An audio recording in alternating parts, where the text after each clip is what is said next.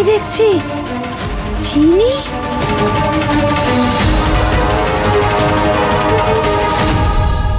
মা, এ কি কাণ্ড!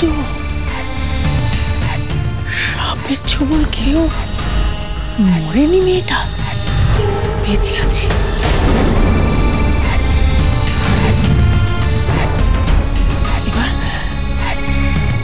এবার না খোঁজাখুঁজি শুরু করে।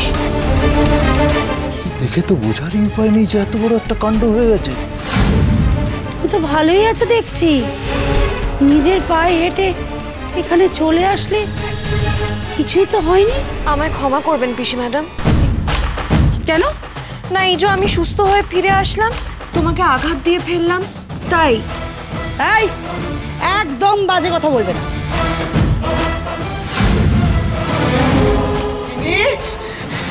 চিনি, চিনি মা আমার। বাবা, জানিস তো আমি ঠাকুরকে না কত করে বলেছি আমার মেয়েটাকে ফিরিয়ে দাও।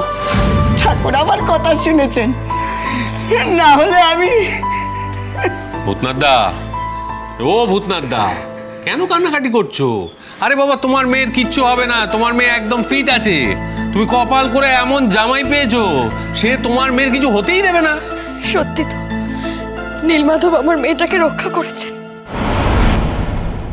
এদিকে সারা রাত তো তোমার চিন্তায় কেউ ঘুমোতেই পারেনি। দেখছো না সুনয়নী ম্যাডাম কেমন এখনো হাই তুলছেন।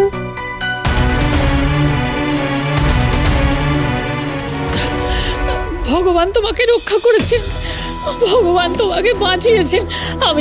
আমি যে কি আনন্দ পেয়েছি কি বলবো। তোমার যে কত আনন্দ হয়েছে সে কি আর আমি জানি না ঠাম্মি?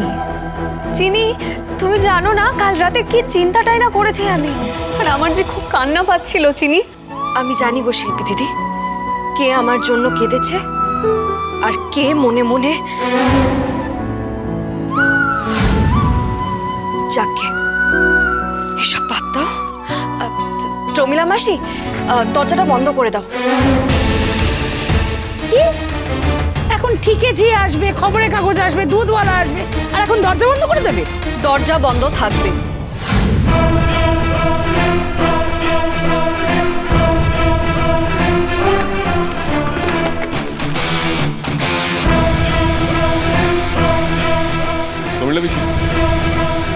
আমার কথা মতন বাকি সব দরজাগুলো বন্ধ ছিল তো?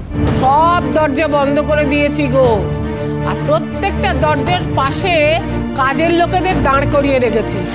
এ বাড়ি থেকে কেউ বেরোতে পারেনি।